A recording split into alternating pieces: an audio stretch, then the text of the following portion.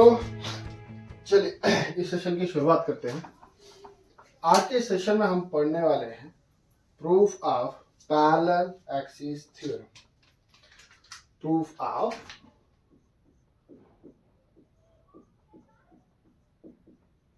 Parallel axis theorem. Parallel axis theorem का हम proof करते हैं।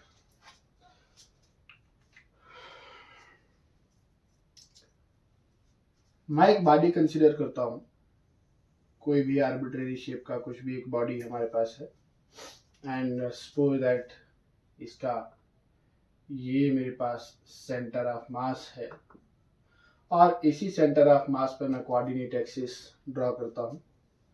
ठीक है, कुछ इस प्रकार से ये मेरे पास एक कोऑर्डिनेट एक्सिस है,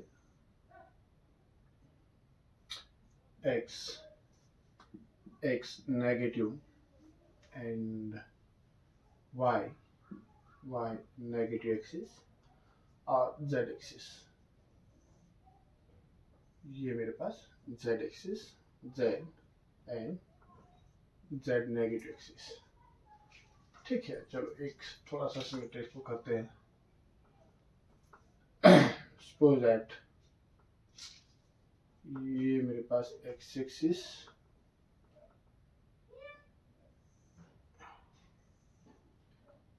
x prime axis, z and z negative axis है ना, कुछ इस प्रकार से z axis and z axis negative.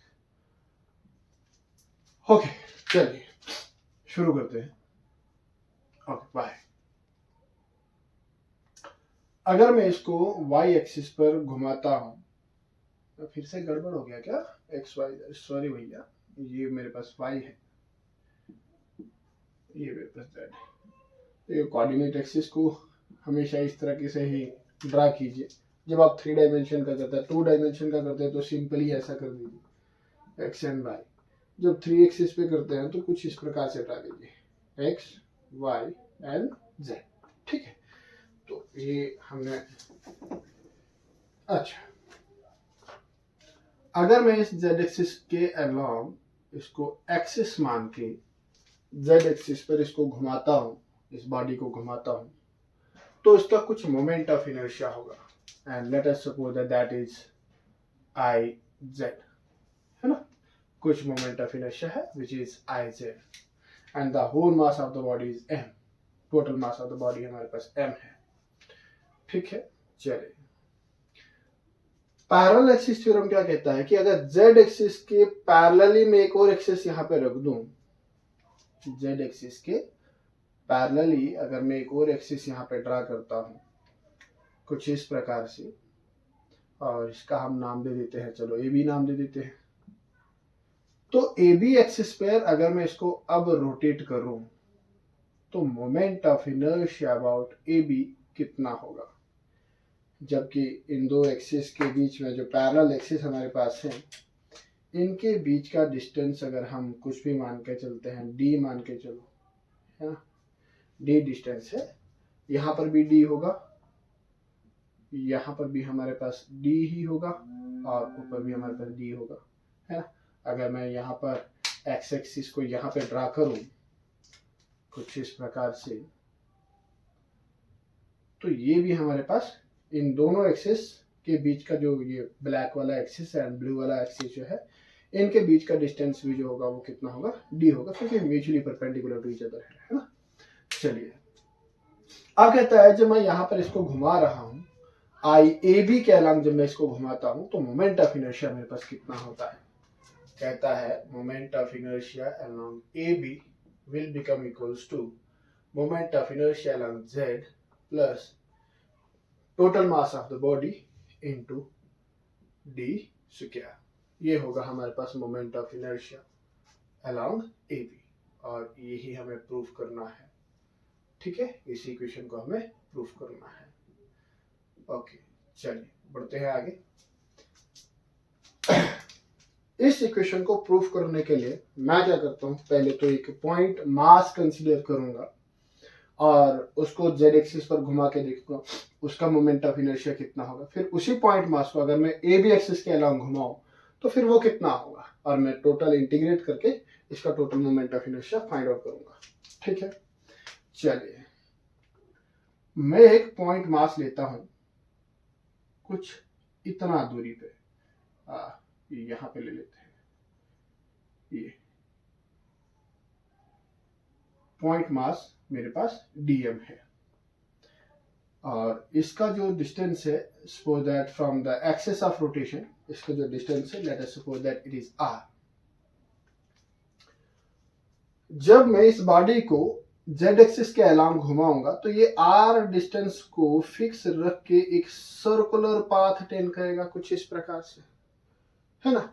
एक पॉइंट मास मान के चलो कि मैं यहाँ पर हूँ एंड मेरा हाथ जो है वो पॉइंट मास है एंड मेरा सर से लेके पांव तक जो एक्सिस है, तो यहाँ से लेके ये डिस्टेंस जो मार्कर के अलांग आ रहा है, यहाँ से मेरे पास जो ऐसा आ रहा है, तो ये रेडियस को कांस्टेंट रखते हुए ऐसे घूमेगा, एक सर्कल बनाएगा। ठीक है, ये सर्कल बनाएगा और इस पॉइंट का जो हमारे पास कोऑर्डिनेट एक्सिस है, let us suppose that is X Y and Z. ठीक है, क्योंकि ये हमारे पास रेडियस होगा ऐसा फ्रॉम द ओरिजिन, क्योंकि ओरिजिन हमने सेंटर ऑफ मास, ये चीज का ध्यान रखना कि ओरिजिन को हमने कहां पे लिया हुआ है, सेंटर ऑफ मास।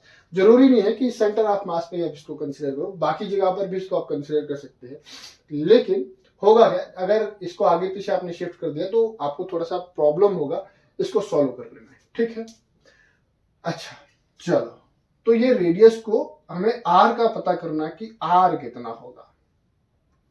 अगर मुझे आर का वैल्यू फाइंड आउट करना है तो मैं यहां से सीधा एक परपेंडिकुलर गिरा देता हूं इस एक्स वाई प्लेन पर, ये एक्स वाई प्लेन पर परपेंडिकुलर गिरा दिया, तो ये आर और ये जो डिस्टेंस बना ये बराबर होगा।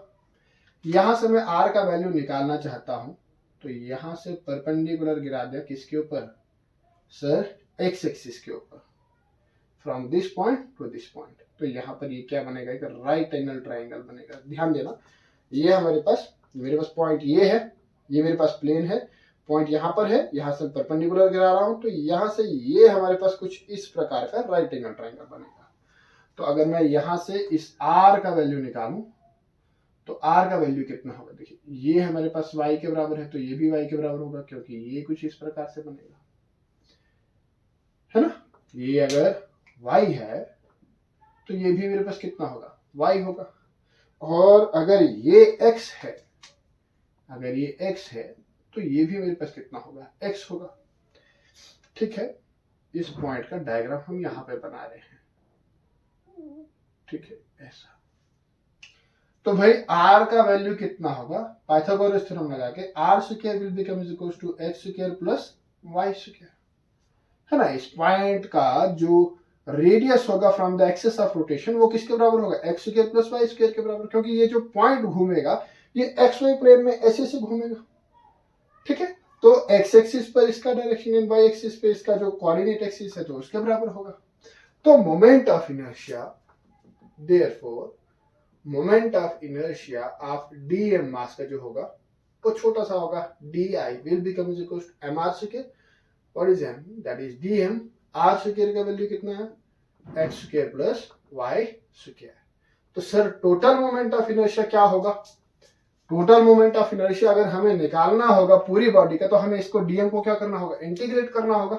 तो therefore total moment of inertia मैं यहाँ पर डायरेक्ट लिख देता हूँ, I will become is equal to x square plus y square dm, integrate करेंगे, है ना। यहाँ पर हम लिमिट नहीं डाल सकते हैं क्योंकि मैंने जो ऑब्जेक्ट लिया है वो कोई भी आर्बिट्रेरी शेप का लिया है, कोई भी शेप हो सकता है इसका। ठीक है, ओके चलो आगे बढ़ते हैं। अब इसी पॉइंट को मैं इस एक्सिस के अलाउंग घुमाऊंगा, ए बी एक्सिस के अलाउंग घुमाऊंगा, फिर देखते हैं कि इसका मोमेंट ऑफ इनर्शिया कितना होगा। देखिए यहाँ पर ये जो पॉइंट है जब ये घूम रहा है, जब ये घूम रहा है तो ये वाई एक्सिस पर जब पहुंचता है, मानकर चले कि इसको मैं यहां से मिटा देता हूं थोड़ा सा, जब ये यहां से घूमते घूमते ऐसा ऐसा ऐसा ऐसा घूमते घूमते ऐसा जब इस पॉइंट पे पहुंचता है, मतलब मान के चलो कि इस पॉइंट पे,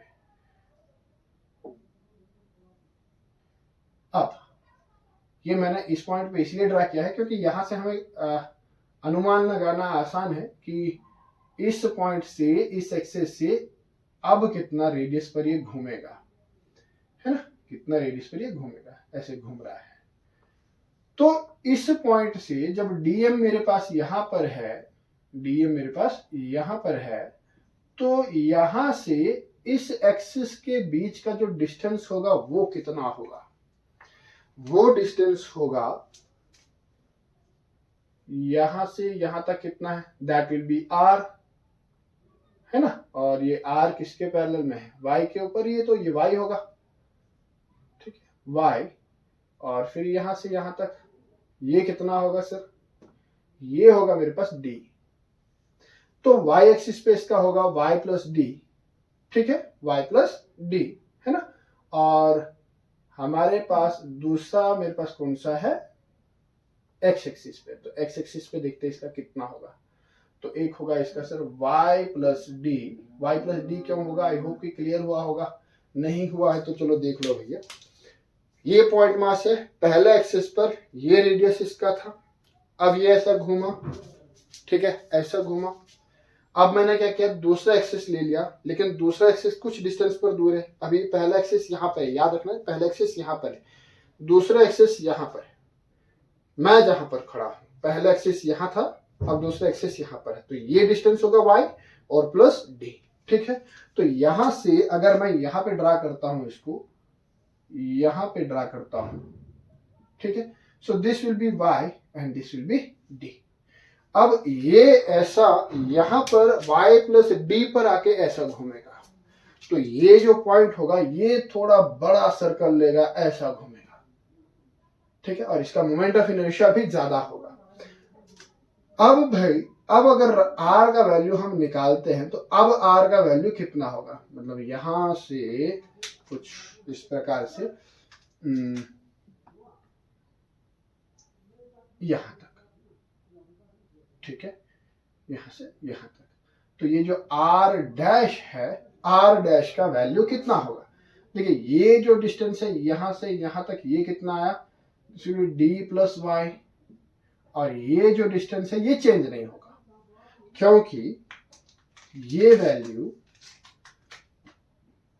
ये वैल्यू, ये वैल्यू और ये वैल्यू बराबर है ना, तीनों पैरेलल बन रही है, तो अगर ये x है तो ये भी x है, तो ये भी कितना होगा x, और दूसरा बन रहा है y प्लस डी, है ना, तो हमारे पास r डैश स्क्वायर कितना होगा, it will become is equals to X square plus Y plus D का होल स्क्वायर, है ना, तो चलिए नाउ मोमेंट ऑफ इनर्शिया, इसको अगर मैं इक्वेशन नंबर ए पुट करता हूं, now moment of inertia of DM particle, यहां पे हमने किस पे निकाला था, अलोंग जेड एक्सिस, अब हम निकालेंगे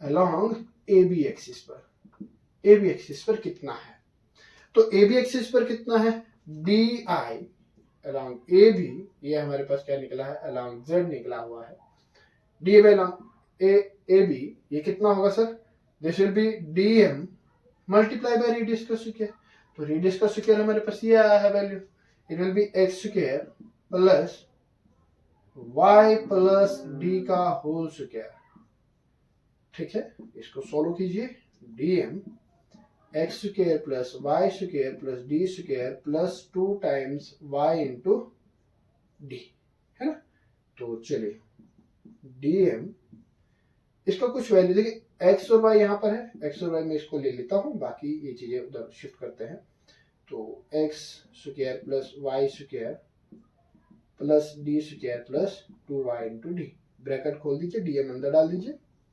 DM X square plus Y square plus D square DM plus 2y D into DM, है ना, चलो ये आया मेरे पास मोमेंट ऑफ इनर्शिया ना ए बी। अगर मुझे टोटल मोमेंट ऑफ इनर्शिया निकालना होगा तो मुझे इस इक्वेशन को इंटीग्रेट करना होगा। Therefore, on integration, total moment of inertia IAB will become is equals to x square plus y square integration dm plus integration d square dm plus integration 2y d dm। देखिए ये value और ये value दोनों same है, तो IAB मेरे पास कितना बनता है, that is equals to IZ के बराबर using equation A plus D square integration हो रहा है dm के रेस्पेक्ट में, it will B total mass m plus ये टर्म जो है ये टर्म जीरो होगी। चलिए देखते हैं ये टर्म जीरो क्यों होगी, ये टर्म जीरो क्यों होगी। देखिए हमारे पास हो रहा है इंटीग्रेशन 2y d dm, ठीक है। अच्छा, d is the distance, small d is the distance between these two axes, 2y d।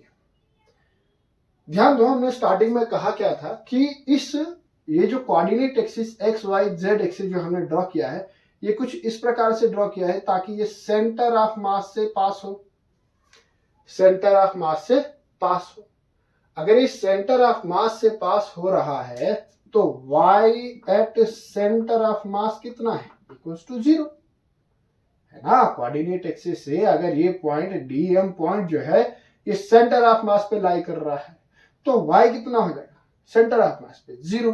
अगर y सेंटर ऑफ मास पे 0 है तो ये total term integration, therefore integration 2y d into dm कितना हो जाएगा, 0 हो जाएगा, है ना। तो अगर ये 0 हुआ तो ये आ जाएगा हमारे पास। तो हमारे पास जो बचेगा, हमारे पास जो बचेगा ये इक्वेशन जो आएगी ये कितना आएगा हमारे पास, ठीक है। IAB is equals to IZ plus MD square, which is the required expression for parallel axis theorem। यही हमारे पास पैरेलल एक्सिस थ्योरम है। इसके अलावा अगर हम डायग्राम को देखें तो डायग्राम समझना थोड़ा सा कॉम्प्लिकेटेड है, अगर हो सका तो मैं इसको प्रैक्टिकली करके भी बताऊंगा आपको कि प्रैक्टिकली ये कैसा होता है और कैसा दिखेगा। लेकिन अभी के लिए यहीं पर हम इसको विराम देते हैं, इस क्वेश्चन को यहीं पे विराम देते हैं। बहुत जल्द मिलते हैं अपने नेक्स्ट सेशन में, that is proof of parallel axis, parallel axis theorem तो हमने कर लिया, proof of perpendicular axis theorem. तब तक के लिए जय हिंद, जय भारत, अपना ध्यान रखें, मस्त